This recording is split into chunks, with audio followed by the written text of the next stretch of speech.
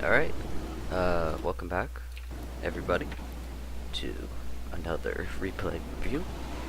It is currently day 2 of Season 4, and this episode, I actually haven't decided on a title yet, so that should be interesting. Maybe we'll come up with some inspiration along the way. So as you can tell, we picked an extremely obscure drop. It's halfway between Lonely and Retail, which is rather strange for me. I don't think I've ever dropped here except like maybe once or twice for a mission or something. So, you know, we wanted something a little bit of ways away from the competition. You know, we didn't want to have to deal with that. Let me just set up my damage effects real quick. Alright, there we go. So yeah, our drop is a little bit obscure, but we're gonna have just a whole bunch of good luck that's gonna help us out, even though our loot isn't going to be particularly good from this area. So we're going to loot this. I'm going to get right into the action. That's weird, my skin loaded. So yeah, we're done with this little area, I don't know what to call it, and we're making our way towards retail. You know, we're a little bit low on mats, that's an issue, but then we see a loot llama, so that resolves that, and then just our quality of guns is a little bit lacking, so that is something that we need to work on. So unlike the last 2 replays, I guess the last 1 replay, because the other one I tried to record but it didn't work, unlike the other replays, this one has a pretty even spread of kills throughout the game. Of course the last kill takes longer because I didn't want to move from my high ground and he didn't want to move, but overall, the kills are pretty evenly spaced out, which means this video is likely going to be long. You know, there's not going to be too much to cut, but fortunately, there will be a lot of kills to fill that time. So, I don't even remember what I was doing here. I was just jumping up and down. Oh, I was waiting for my slurp to finish. I'm trying to build up shield. So as that one finishes, we check the next one. We're going to try and bait people with this portafort. I don't really like them, and they take up an inventory slot, so it's not for me. Just throw it as far as I can, and just move in the opposite direction. So over here we did see a chest, so we're going to go loot that. If you look on the minimap, we're actually getting flanked by this cyan guy.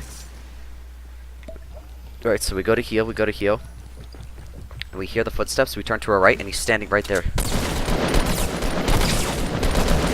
He could have had it, he just needed to be a little bit quicker with the headshot. I don't know if he was struggling to line it up or what, but it's a little bit of an issue there.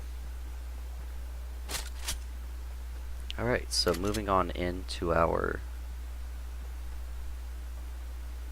next section of replay here.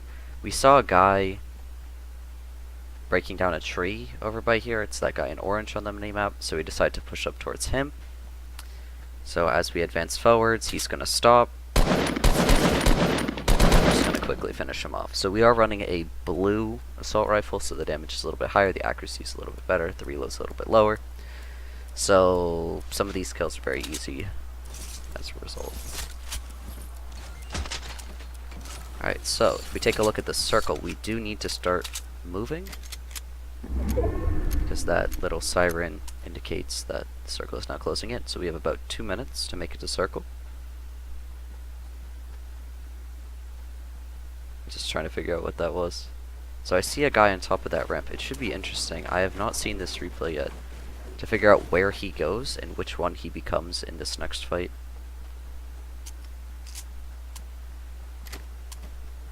So I've been getting pretty lucky with finding these hand cannons.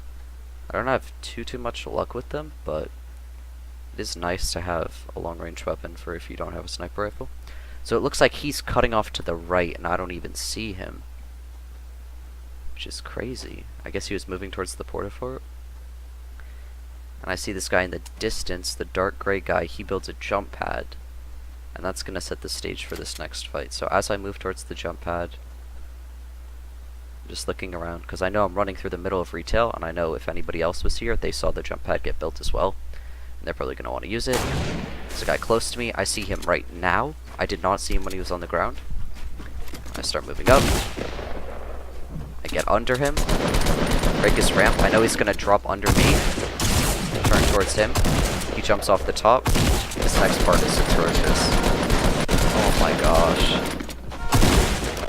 It's really quite terrible. I got very frantic when I jumped off. I should have stayed up there and just finished him off. I just wanted to get this kill quickly because I knew there was going to be pressure from the side. Because I know, like, that dark gray guy hadn't died. We're building ourselves into a corner here. And we're going to decide to move back with this launch pad. And the reason is I remember that there's a sniper rifle, but I want him to think that I'm not interested because I don't want his focus to be on me. I want his focus to be on getting into the circle, which will relieve some pressure from us.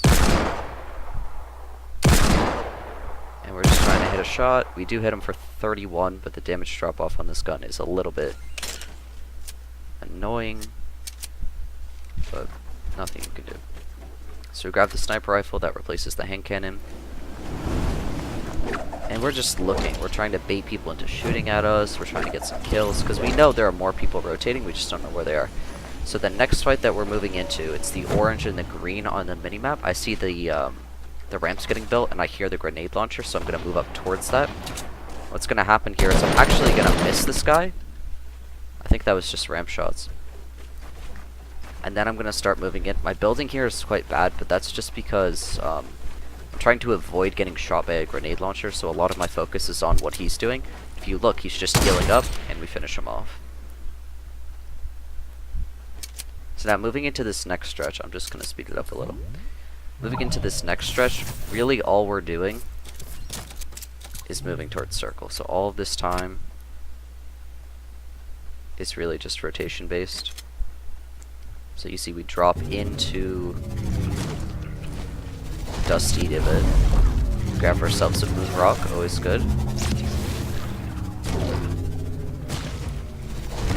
We're going to refresh that Moon Rock.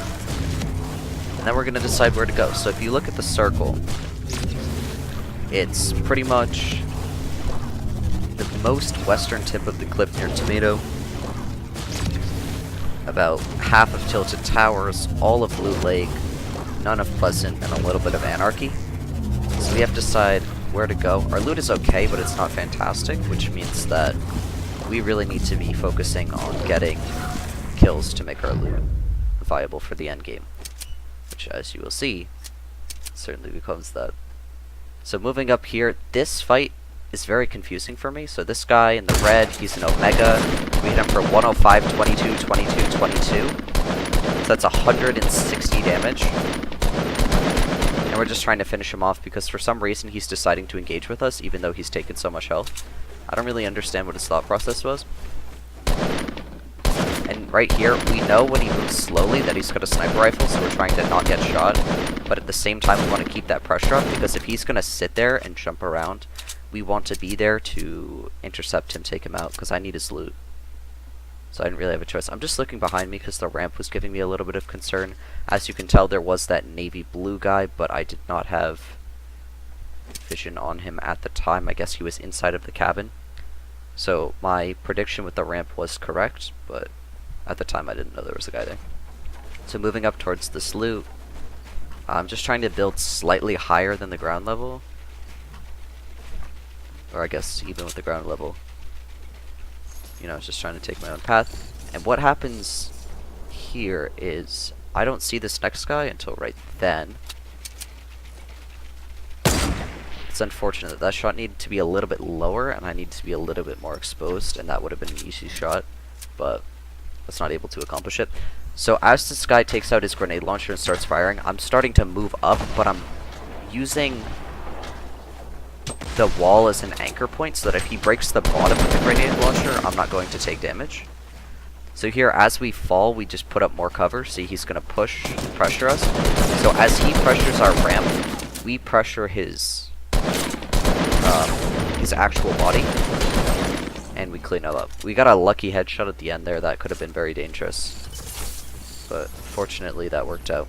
So this circle moves our loot out of the safe zone.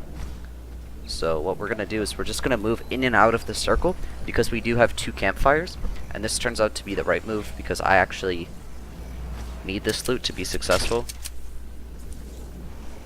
And there we go.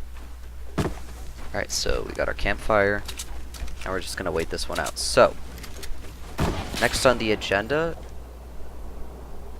is we're going to hear some shots, but we're not going to know where they come from. As you can see on the minimap, there's a guy on our left in pink. We see him right here, and we hit him for 115.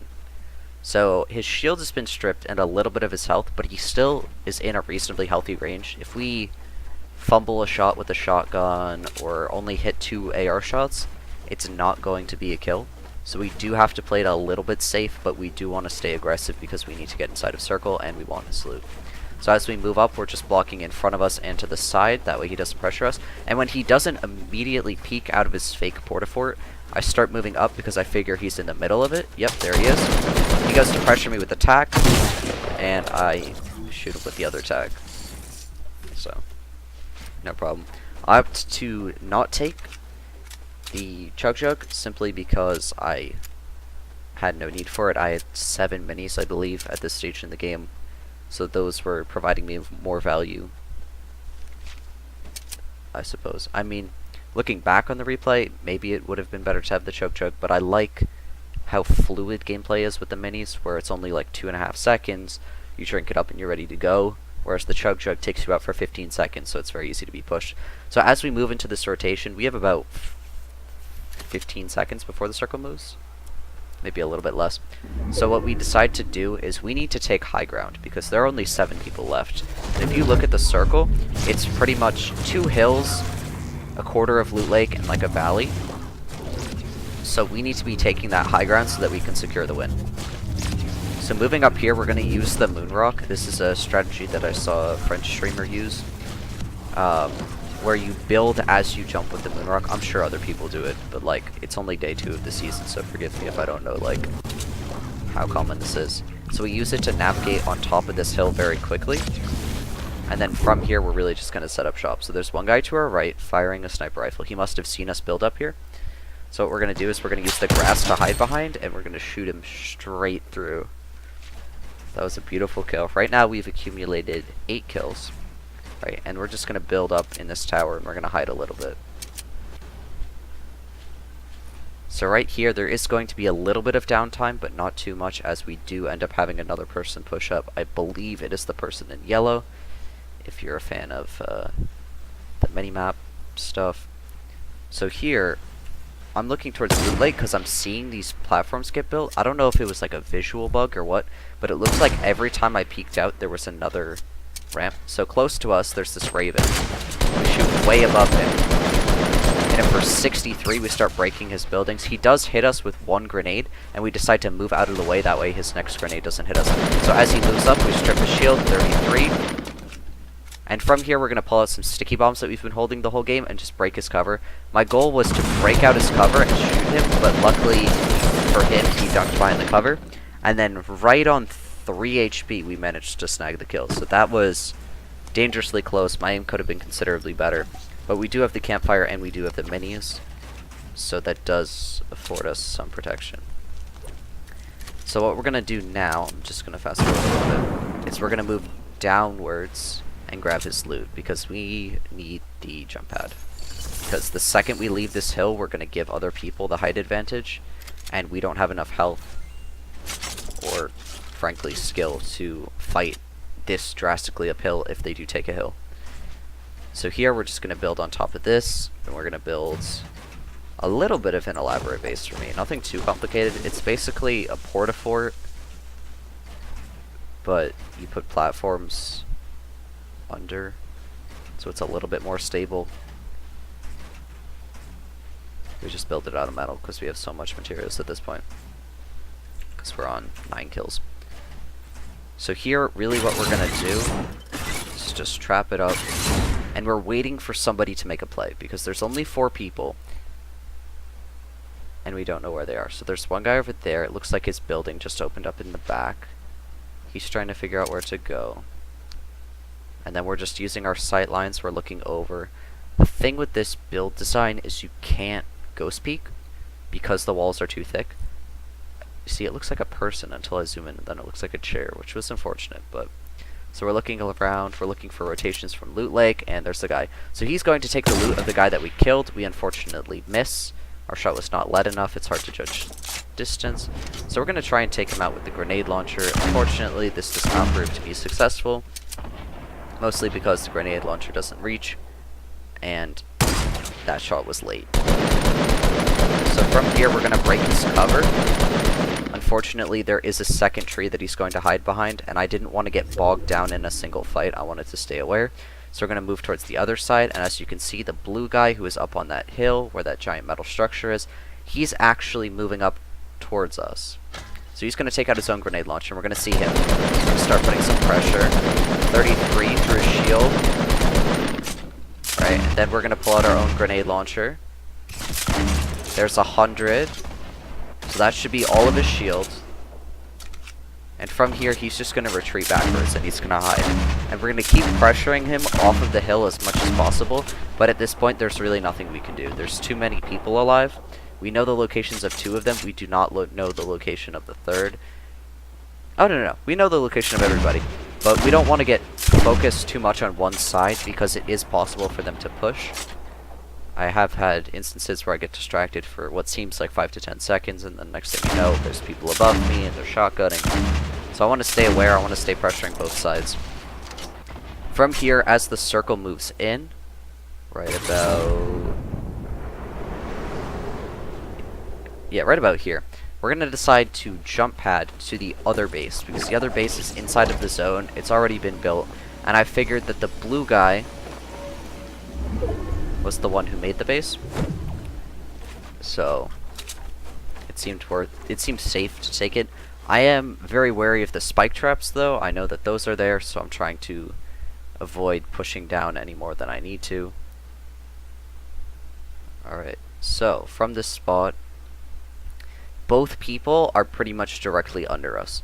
So we do have the opportunity, if we want to build a giant platform and take under them, but really what's happening is we're hearing them build, and we're building up as a result, so that we have a little bit more time, because we do have the grenade launcher. So we're just trying to use like an elimination process to find them. So here I accidentally dropped down, so I'm just going to build back up, but I do want to put the pressure on them. The issue with the shape of the hill is it's hard to launch the grenades. I probably should have just dropped down and pressured them, but I was not feeling very comfortable. Today's been a little bit of a mess in terms of quality of gameplay, so I didn't want to throw away a potential win too early. So from here, we're really just trying to use those sight lines. We see one guy over there.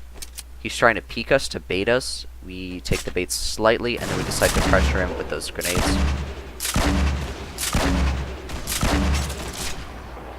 So one of these people, they're going to move outwards, so we're going to start shooting him, take him out, take him out, take him out, and there he goes. And that is our 10th kill. So if you look on the replay review, there is no 11th kill, but I do win the game. Because, oh my gosh, he was right there. I didn't see him for like another 2 minutes. That's ridiculous. It's funny how you can like catch these things going back. So yeah, we know where the John Wick is, but only in the replay. I don't see him. I still don't see him. That's ridiculous. He was like invisible at the time. Yeah, so he's over there. We're just looking and we're looking and we're looking. Right, we're adjusting our ramp. We're looking around. Still looking. Luckily we didn't like peek or something. This is crazy. I think we finally see. It was funny because when I finally saw him, let's see, I only saw like a tiny bit of him. Yeah, he was not as visible as he is now. I guess the camera for the replays is higher. So I think that shot misses. So we go to reload, and it looks like he has like a pistol out or something, so we're not too worried about that. We just go to pressure what he's built. So as he tries to navigate this terrain, we're just trying to break everything, unleash some grenades. He goes to move outwards, and he drops down, and there it is. So I guess he slid out of zone or fell out of zone, but we did not get the final kill. He ended up dying to environmental damage, but overall it was a pretty decent replay. I have no complaints. Thanks for watching.